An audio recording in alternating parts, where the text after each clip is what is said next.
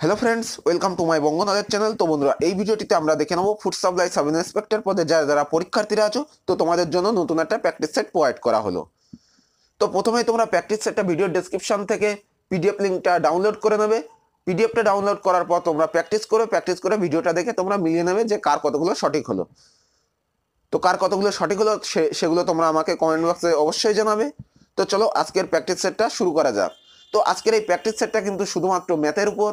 তো পরে যে 14 নম্বর প্র্যাকটিস সেটটা হবে সেটা কিন্তু শুধুমাত্র জিকের ওপর হবে। তো এইভাবে অল্টারনেট করে তোমাদের যে প্র্যাকটিস সেটগুলো প্রোভাইড করছি, আমি ভিডিওর ডেসক্রিপশনে সমস্ত প্র্যাকটিস সেটগুলোর লিঙ্ক আমি দিয়ে দেবো, তোমরা যদি দেখতে চাও ওখান থেকে দেখে নিতে পারো। তো চলো আজকে এই 13 নম্বর প্র্যাকটিস সেট দেখে নেওয়া যাক।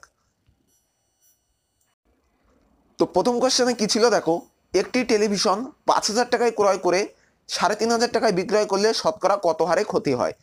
তো তার কেনা কেনা কত ছিল 5,000 টাকা, বিক্রি করলো কত 3,500 টাকা, তাহলে তার লস হলো কত 1,500 টাকা কিন্তু লস হলো। তো তোমরা ঐকিক নিয়মেও করতে পারো, 5,000 টাকায় লস হলো কত 1,500 টাকা লস হলো, তাহলে 100 টাকায় কত লস হলো। যেহেতু এখানে আমাদের শতকরাই চেয়েছে, পার্সেন্টেজে চেয়েছে, তো সেজন্য 5,000 টাকায় লস হলো 1,500 টাকা, একে কত 100ই কত। তো এখান থেকে কাটাকাটি করলে তোমাদের অ্যান্সার বেরিয়ে আসবে 30%। তো অ্যান্সার হবে কিন্তু আমাদের অপশান বি। পরে কোশ্চেন দেখো, 32 কেজি মিশ্র সারে ইউরিয়া ও পটাশের অনুপাত হচ্ছে 3:5। আরও 3 কেজি যদি ইউরিয়া মিশ্রিত করে তাহলে ইউরিয়া ও পটাশের অনুপাত কি হবে।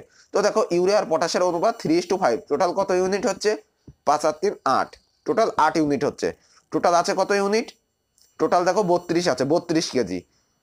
তো 32-রে আমরা 8 দিয়ে ভাগ করে নেবো, তাহলে কত হচ্ছে 4 হচ্ছে, 1 ইউনিট মানে 4। তাহলে এখানে 3 ইউনিট মানে কত, 3 এ 4 12, তাহলে 12 হচ্ছে ইউরিয়া, আর 4 গুণ 5 ইউনিট হচ্ছে পটাশ, তাহলে 4 5 20। তো 20 হচ্ছে কিন্তু পটাশ, তাহলে 12 হচ্ছে ইউরিয়া, 20 হচ্ছে পটাশ। এবার বলেছে 3 কেজি ইউরিয়া মিশ্রিত করলে, তো 12-র সাথে যদি 3 কেজি ইউরিয়া মিশ্রিত করে দিই তাহলে 15 হচ্ছে। তাহলে ইউরিয়া আর পটাশের অনুপাত কত হবে। তো এখানে দেখো 15 হচ্ছে ইউরিয়া হয়ে গেল, আর পটাশ হচ্ছে 20, তাহলে অনুপাত কত দাঁড়াচ্ছে, 5 দিয়ে কাটাকাটি করলে 3:5, 3:4 সরি। তো অ্যান্সার দেখো অপশান সিতে আছে 3:4। ওকে, পরে কোশ্চেন দেখো, তো এই কোশ্চেনে কি বলা আছে, কে এর মান বের করতে হবে। এখানে যে সমীকরণটা দেওয়া আছে এটা থেকে কে এর মান বের করতে হবে। তো আমরা জানি যে এই সমান সমানের এই পাশে থাকলে এই পাশে গেলে উল্টে যায়, তাহলে K equal to 70 into 3/2 into 1/15। তো এটা কাটাকাটি করলে আমাদের অ্যান্সার বেরিয়ে আসবে কে এর মান 7। ওকে, তো অপশান এ তোমরা কাটাকাটি করে নেবে, কাটাকাটি করলে তোমাদের কিন্তু অ্যান্সার আসবে 7। পরে কোশ্চেন দেখো, কোনো বৃত্তের ব্যাসার্ধ 25% বৃদ্ধি পেলে ক্ষেত্রফল কত শতাংশ বৃদ্ধি পাবে। তো এটা সূত্র হচ্ছে 25% বৃদ্ধি পাচ্ছে, তাহলে +25 +25, এবার এই দুটো প্লাস আছে বলে এখানেও প্লাস হবে, 25 ইন্টু 25/100। তো এই সমীকরণটা করলে 50 যোগ 6.25। তো এটা হচ্ছে, এটার পরে তোমরা পয়েন্টটাকে তুলে দিয়ে ভাগ আকারে করবে, তো অ্যান্সার বেরিয়ে আসবে কিন্তু অপশান সি 225/4%। ওকে, তো তোমরা এখান থেকে কাটাকাটি করেও করতে পারো, পূর্ণ আকারেও নিয়েও করতে পারো, করলে তোমাদের অপশান সি বেরিয়ে আসবে। তো তারপরে কোশ্চেন দেখো, 6.5% বার্ষিক সরল সুদের হারে 7 বছরে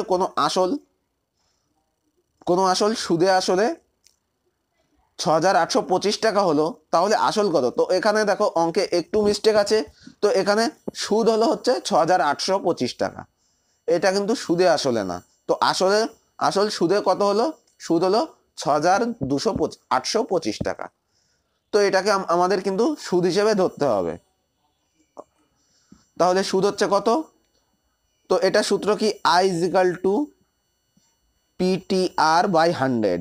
তো এই নিয়মে করলে আমাদের অ্যান্সারটা বেরিয়ে আসবে। তো আই মানে কি, সুদ, সুদ কত আছে? 6,825 টাকা সুদ আছে, ইকুয়াল টু পি কত আছে? পি এখানে পির মান বের করতে হবে। টি কত আছে? টি মানে সময় 7, আর আর আর মানে কত? সুদের হার কত পার্সেন্ট? 6.5 বাই 100। তো এটাকে কাটাকাটি করলে আমাদের পির মান এখান থেকে বেরিয়ে আসবে, কোনাকুনি গুণ করবে, গুণ করার পর ভাগ করবে, এখানে পি এর মান বেরিয়ে আসবে, এখান থেকে তোমরা কাটাকাটি করে নেবে, পি এর মান বেরিয়ে আসবে 15,000 টাকা। ওকে, তো অপশন সি। পরে কোশ্চেন দেখো, নিচের কোন সংখ্যাটি পূর্ণবর্গ সংখ্যা নয়? তো এটা কিন্তু 7-এর পূর্ণবর্গ, 324 এটা 18-র পূর্ণবর্গ, 169 এটা 13-র পূর্ণবর্গ, শুধুমাত্র দেখো ডি পূর্ণবর্গ সংখ্যা নয়। পরে কোশ্চেন দেখো, একটি টেলিভিশনের দাম 12,000 টাকা, তাতে পরপর 20%, 25% ও 10% ছাড় দিলে কত টাকায় সেটি পাওয়া যাবে? তো এটাকে তোমরা এক এক ধাপে ধাপেও করতে পারো, আবার একবারেও করতে পারো। তো একবারে করলে কি হবে? 12,000 টাকার ছাড় দিচ্ছে 20%, মানে 80/100 হচ্ছে, 80/100। তারপরে কত হচ্ছে? 25% ছাড় দিচ্ছে, মানে 75/100।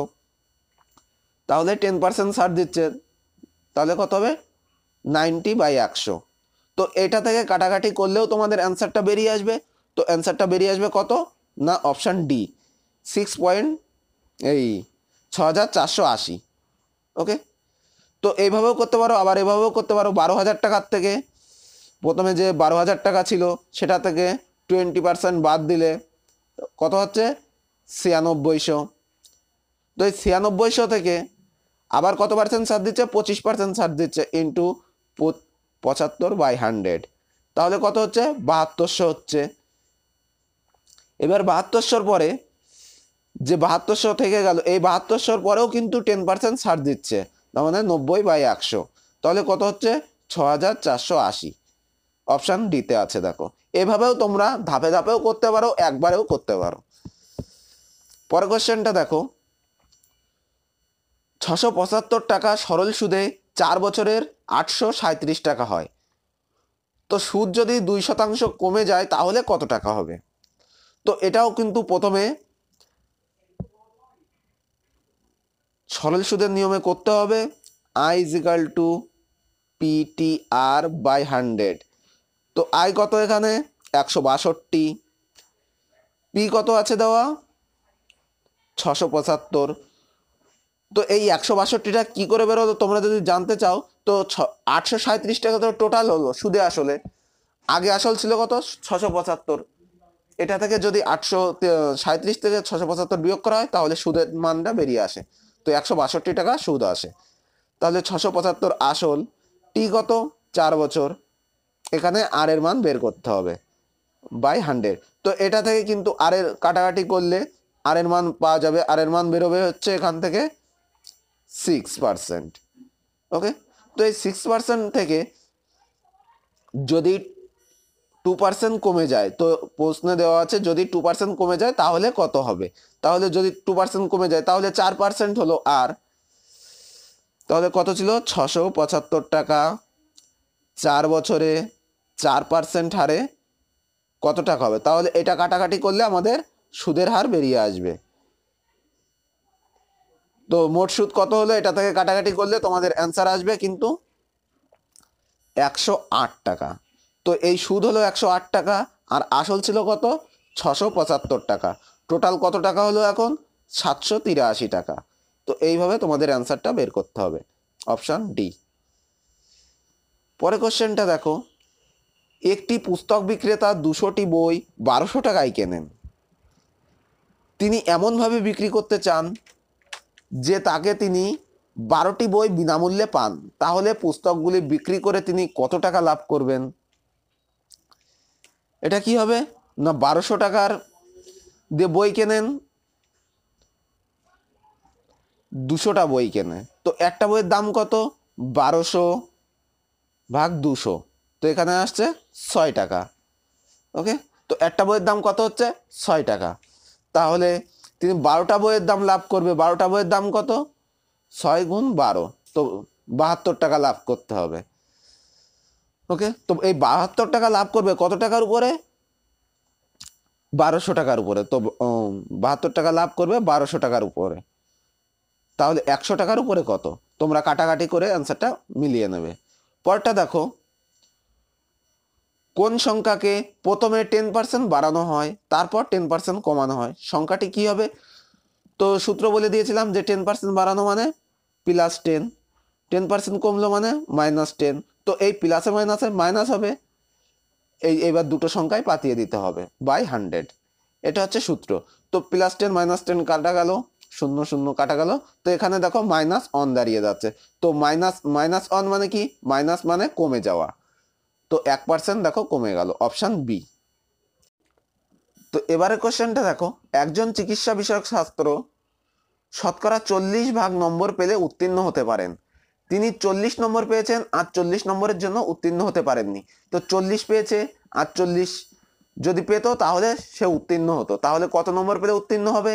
তো পাস মার্ক হচ্ছে 80, 40 আর 40 80 হলো। ওই পরীক্ষায় সর্বাধিক নাম্বার কত?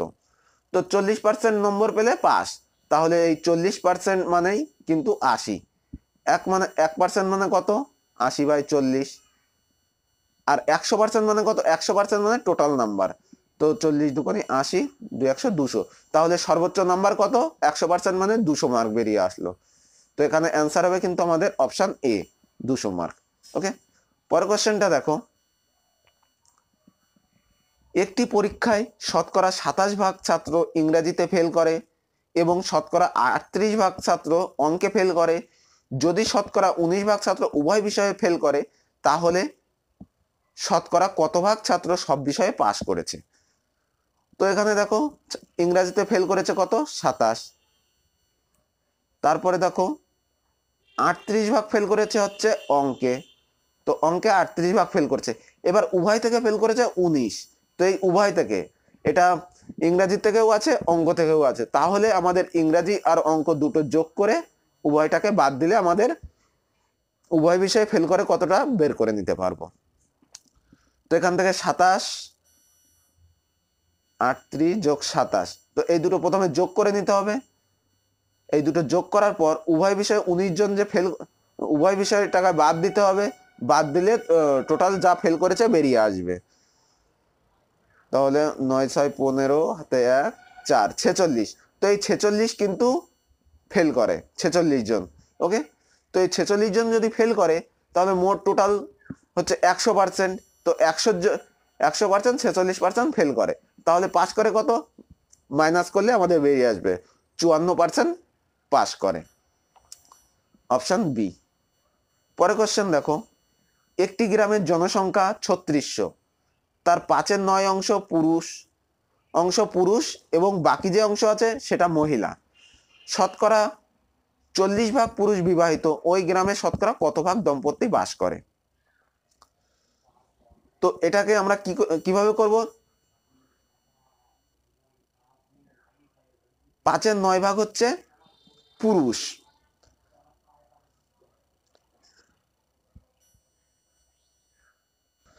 তো আর বাকি যে 4/9 অংশ সেটা কিন্তু মহিলা। তাহলে 3600 5/9 অংশ, 3600 5/9 অংশ মানে কত? 4 নং 36, 400, 4 5 20। তো 2000 জন কিন্তু পুরুষ। তো 2000 জন যদি পুরুষ হয়, তার 40% পুরুষ হচ্ছে বিবাহিত। তো 2000-এর 40% কত? 800। তো 800 জন পুরুষ বিবাহিত। তো 800 জন পুরুষ বিবাহিত, যে 800 জন পুরুষ, তাহলে 800 জন মহিলার সাথে বিবাহিত। তো তাহলে টোটাল কতজন বিবাহিত হচ্ছে? 1600 জন বিবাহিত হচ্ছে। তো এই 1600 জন বিবাহিত হচ্ছে কতজনের মধ্যে? 3600 জনের মধ্যে। একে কত? 100 কত? তাহলে বিবাহিত এখান থেকে কাটাকাটি করলে আমাদের অ্যান্সার বেরিয়ে আসবে 400/9। তো এই 400/9কে ভাগ করব, ভাগ করলে হচ্ছে 44.44%। তো এটা হচ্ছে আমাদের রাইট অ্যান্সার, অপশন সি, 44.44% আমাদের অ্যান্সার বেরিয়ে আসবে। 400/9 এটাকে তোমরা ভাগ করলে কিন্তু এটাই বেরিয়ে আসবে। এভাবে তোমাদের এই অঙ্কটা করতে হবে। তো এই ছিল আজকের প্র্যাকটিস সেট। তো প্র্যাকটিস সেটটা যদি ভালো লেগে থাকে তো অবশ্যই লাইক করবে, কমেন্টস করবে এবং যারা যারা ফুড সাপ্লাই সাব ইন্সপেক্টর পদের পরীক্ষার্থীরা আছে তো তাদের কাছে শেয়ার করে দেবে। তো আজকের ভিডিওটি এই পর্যন্ত। ভিডিওটি দেখার জন্য অসংখ্য ধন্যবাদ।